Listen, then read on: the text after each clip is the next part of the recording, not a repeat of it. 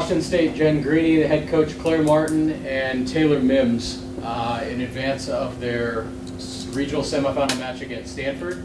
We'll open it up for any questions that anyone may have. Jen, you were part of the team in, I think, '96 that beat Stanford. I think Stanford was, I don't know if Kerry Walsh might have been part of that group. And I know that was a while back, but you've had, what do you remember about that match in particular? I mean, I imagine it's one of the great victories in the program history. Is there anything that you can convey to your group that, you know, from that experience? Yeah, first of all, it was a long time ago. Yeah, you're right. We went undefeated at home that season in '96 and ended up actually ending up back here at Stanford in the regional finals and lost to Stanford. They went to the Final Four that year. But yeah, I mean, we've had a few wins against Stanford. All of them have been in Bowler. These guys were part of the team in 2016 that beat them in Pullman. But they're always an incredibly tough team. We've never won here at Maples. So just looking to, you know, do as well as we can. And these guys have been a part of a lot of firsts, especially since we took over as coaches in 2011. And so we're just looking to make some more strides in the program and maybe get another first. Well, you got looking at this, I mean, it was 3-0, 3-1 against Stanford. So when you won the game, what do you have to do well to beat them? Yeah, we have to do a lot of things well. Any team that beats Stanford will have to do a lot of things well. One of the things I think is our offense will have to be clicking. You know, the first time we played them down here, lost 3-0. Taylor actually went down in the second set. We were had a swing to win it. She got hurt. Up in Pullman, she didn't play the first two sets, and then was back in the third and fourth sets. So it was just coming back from injury at that time. So we're a little bit different team. I would say this third time around that we're playing them, and I think we're playing well right now. But yeah, you have to be able to slow down their offense for sure.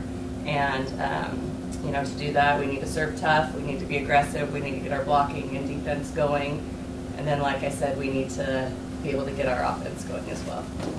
They don't have lots, 6-8 off the floor. Thank God. Well, that's what I'm saying. Was their team better blocking last year or this year? I mean, blocking is going to be huge, obviously, as it always is, but right. Is it... You know, I think they were probably a better blocking team last year with Lutz, but they're still an incredibly good blocking team. And then you have Morgan Hintz back there that, you know, if they don't block it, she's probably going to dig it. So she's an incredibly gifted defensive player, reads extremely well. So, yeah, again, it was a tough team, but we're glad that, yeah, we don't have to go against the 6-8 block anymore. Claire, what is the secret of going against Catherine Plummer, you know, and Adriana Fitzmaurice? What are the challenges, I guess, that you're going to be facing? Yeah, I'd say that we do like a lot of research, like we watch film and not only of us playing them, but also like of their recent matches and stuff. I just tell myself, like, I just got to be big up there against the block, and then I have my defense behind me taking all the balls. So, yeah. For Claire and Taylor, can you just talk about the conference, how tough it is to win, and how that helps prepare you for postseason? How, you know, anything can happen. I mean, if you get going. I think what helps is like looking at every team the same, because every team in this conference is talented and they have key players and just yeah, a lot of goodness, I guess, with every team we play. So yeah, I think that helps us a lot, and helps a lot just playing Stanford because they're in our conference and it's our third time seeing them, so it'll help us a lot. Claire? I kind of say the same. Like, we've seen this team before, and every game in the Pac-12 is pretty much like a tournament game. There's no like really good team or really bad team. I mean, obviously they're all really good, but each game is hard, so it just prepares us better for the tournament, I'd say, because our conference is so hard. Now, Taylor, you were teammates with Adriana, right, on the collegiate national team. How'd you guys get along? I mean, she seems like she gets along with everybody. Yeah. But what was that like? Did you guys get to know each other? And that Yeah, kind we of did. No, yeah, it was fun on and off the court. We got to know each other as like friends, I guess, and stuff. But no, yeah, it was really fun playing with her and seeing like just all the other girls at other high levels just getting along and yeah, creating relationships and stuff like that. So yeah, she's a really good girl. Yeah. I like her a lot. Yeah. What was that? You've had a lot of different kinds of experiences with national team stuff, this kind of stuff. How much does those things, especially in the off season or the summers and stuff, how much does that help you in growing confidence and just in your ability, strength-wise, all that? Yeah, it helps a lot. Like this past summer, playing with Fitzmaurice and playing with like Rasky, the organ setter, just giving like just a whole different view on the court and just different energies and different styles of play. It's just really, it was a really good experience for me, and I think it was fun to like learn how to play like them or learn from the coach that I had in the summer. So it was all fun, and I really enjoyed it. And when you saw the bracket come out, you could almost kind of like look at this foursome, like it probably might happen. And you don't want to look ahead, obviously, but pretty insane. And you're kind of like, okay, Washington, Washington State, and Penn State. It's like Penn State's like the elephant in the room all of a sudden. Yeah, in a lot of ways. I mean, it's quite a bracket, and quite a foursome now. It is, for sure. I think it's almost too bad that there are 3 Pac-12 teams all together. It seems like that's all we did all season anyways, is beat each other up, besides Stanford. That shows the strength of our conference, that, Washington was able to have some great wins and upset and be here as well. So, it is kind of fun that we're all here together, but at the same time, we would probably rather not be playing teams from our own conference. Yeah. But we're so glad we're here.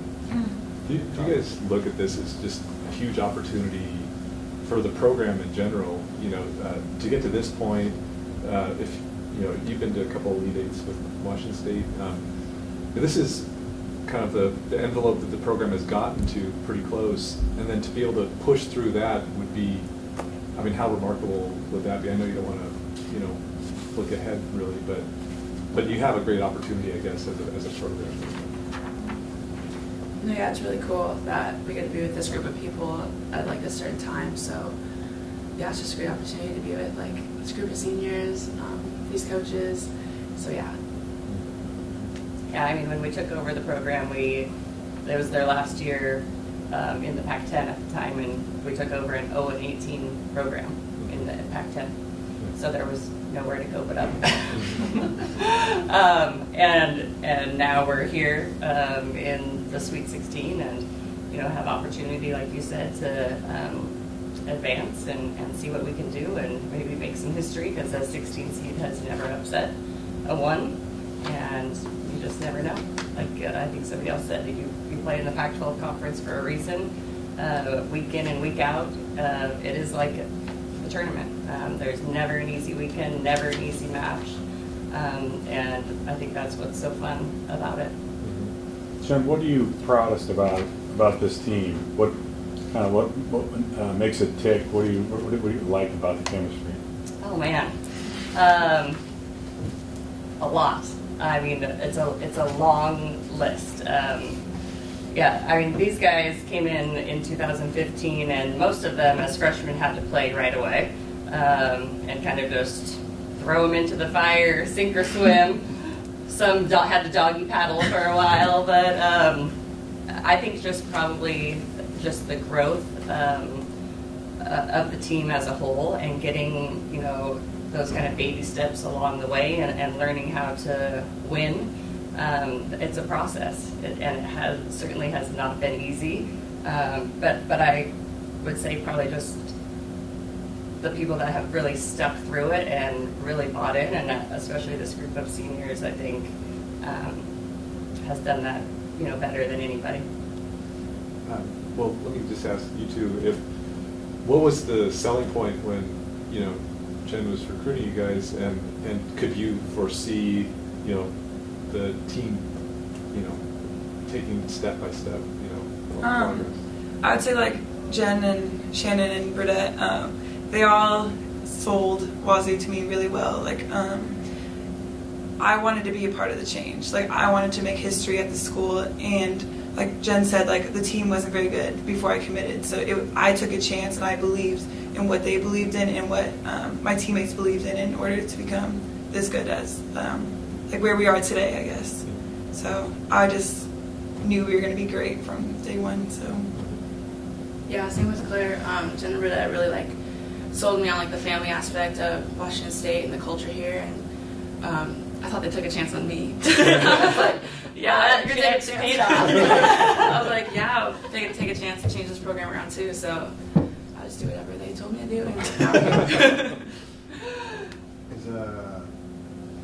For you, is a feeling you come in, you're going to be loose. I mean, the pressure is probably on Stanford. Is that a good feeling to be, just let it all hang out, serve tough? Yeah, I think so. Yeah, I think they have like a perfect season at home, and like we're in the conference, same conference as them. We're seeing them for the third time. I think every game that we had with them, like first they swept us, second game to go to a fourth set, and the third game or third time seeing them, I think we can make all the changes with what we do, and now we just got to see what they're going to do. But I think it's going to be fun to go out there and hang loose. Jen, one last thing. What is the biggest difference between Kevin as a head coach here now? How much have they changed from John, and or do you see a lot of similarities? I do see a lot of similarities. First of all, no matter what, they're getting incredible recruits, and it's hard to mess that up. But I think they both did fantastic jobs. I think Kevin does a really great job of maybe the mental side of the game, and he seems really connected with the team. Not saying that John wasn't, but I think Kevin, really goes above and beyond in just the off the court kind of things that he's doing, and he's a great colleague because he's not afraid to share some of those things that he does with everybody else, just to make the sport of volleyball better and coaches better, and to have that connection with players as well. Any further questions? All right. Thanks a lot. Thank you. you.